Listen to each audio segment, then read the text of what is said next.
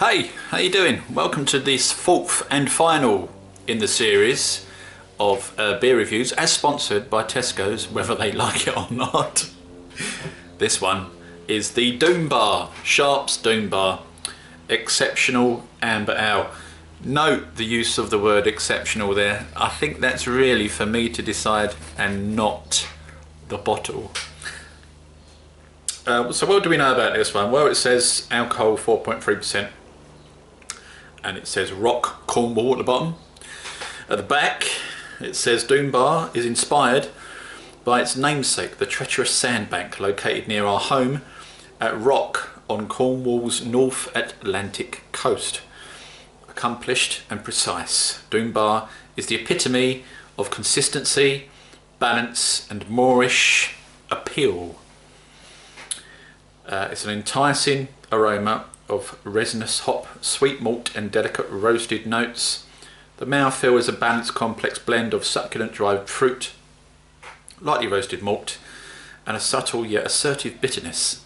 The finish is dry and refreshing. 4.3% folks.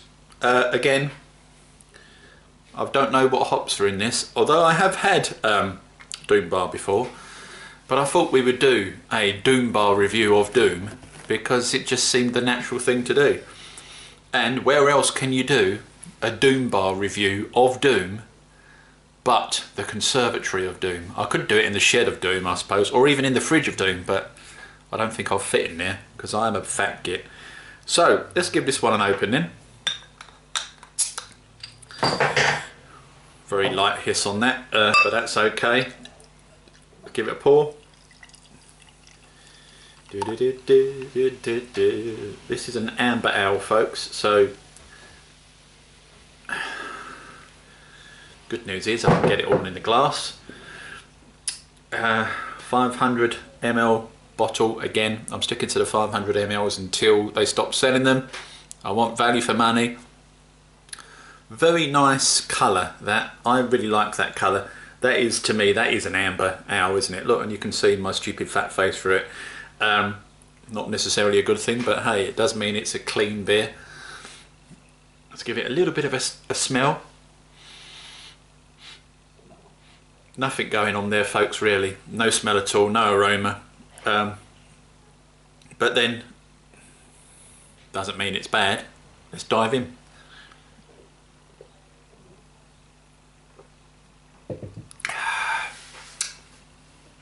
Very malty, that. Straight away I'm hit by malt.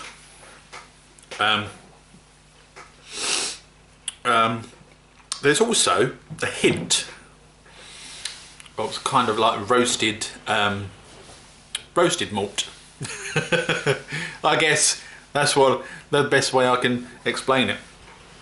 Not very complex at all, folks. Again, I think this beer is between an ale and a bitter.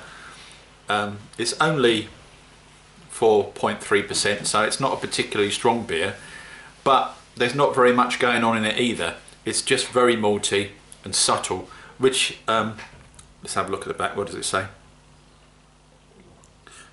Subtle yet assertive bitterness. Yeah, it's a subtle bitterness. I don't mind it, I have to say, because I don't like bitter. And I would tell you, wouldn't I, if I didn't like it, I'd go, that's not for me.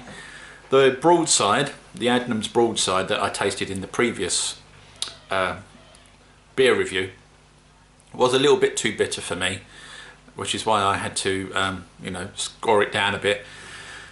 However, this is perfectly fine. It's not complicated, folks. It really isn't. There's not much going on in here at all. Is it refreshing? Let's have another sip.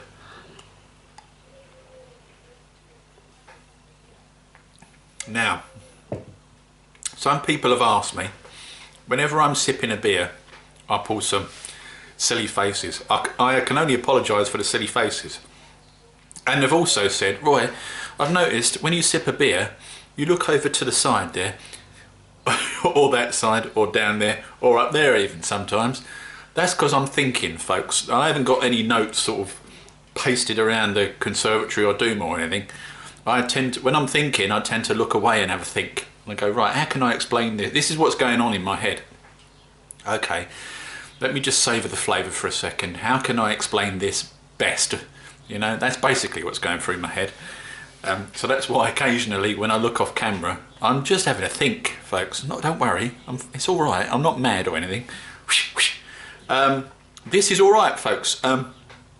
As I say, not much going on at all, but it's a pleasant colour and it tastes perfectly fine, but it's more of a malty beer than a hoppy beer. There's no hop profile in there, hardly at all, but it is quite refreshing, you know. It's very sessionable, I think. Pardon the burp. What have I got on the burp? No, I've got no hoppage, hardly at all, coming up on the burp. I wouldn't like to guess what's in this one because there isn't very much flavour in there at all when it comes to hopping. And I'm not hopping, I'm just saying, you know, for the beer. So I don't know what hops in there, folks. I don't want to say East Kent Goldies again because I'm probably wrong again, but I don't know what's in it. I genuinely don't, because when I used to work in London, I used to work for Lloyds Banking Group, folks. Shouldn't say that really. I might go back there one day. I don't think they'll have me back, folks. We used to work in Southwark, and now I don't know if any of you guys are aware, Southwark is just down the road from Borough Market, and around the back of where we used to work there was a pub called the Charles Dickens, and they used to serve Doom Bar, and they were a pretty decent place. If it was a bit of a dive, but they were decent because every week they'd have on different styles of ale, and they'd have like 6 guest ales on every single week. There'd be 6 guest ales, and they'd always have Doom Bar on, and another pub just down away from Southwark, a little bit further up the road, was the Rose and Crown, which is a really good place to go for a beer, folks.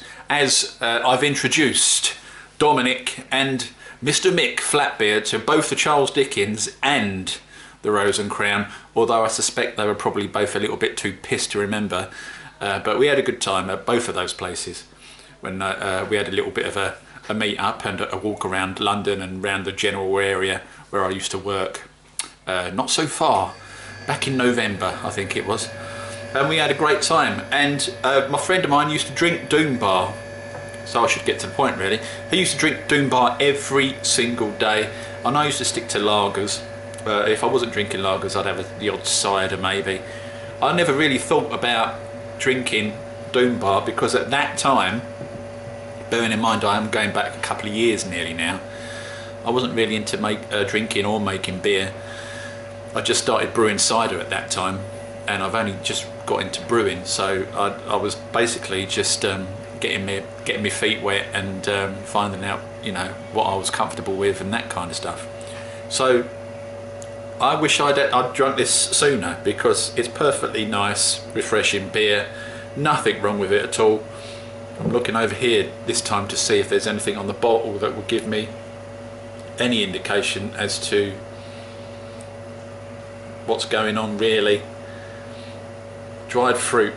So we're talking about, let's see if I can get any sort of like raisins or any other kind of fruity stuff out of it.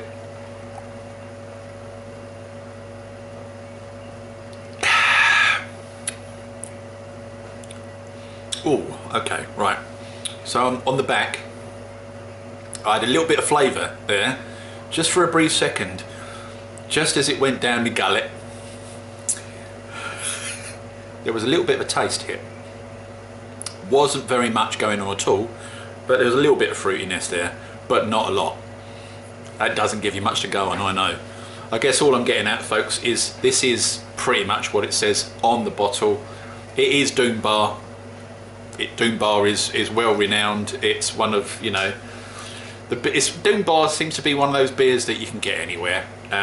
It's not complicated, very easy to drink, very nice colour indeed, perfectly drinkable. However, if you want a complex beer and you want to drink a beer that's got loads of flavours in, this is probably not the beer for you.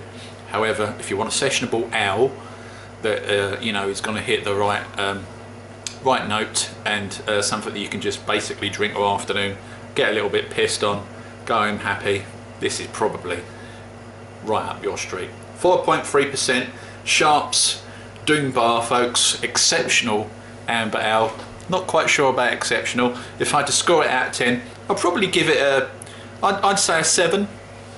It's perfectly fine, but there's not enough going on in there for my palate, really, which I find very strange, because a couple of years ago I would have said it's too bitter for me. But hey, you know, our taste buds change and things, don't they, folks? So thanks for watching. Thanks for watching me ramble along and wade my way through these 4 lovely beers. I'll just give you a brief show of them again. There's the Ghost Ship. There's the Leaping Legend Badger.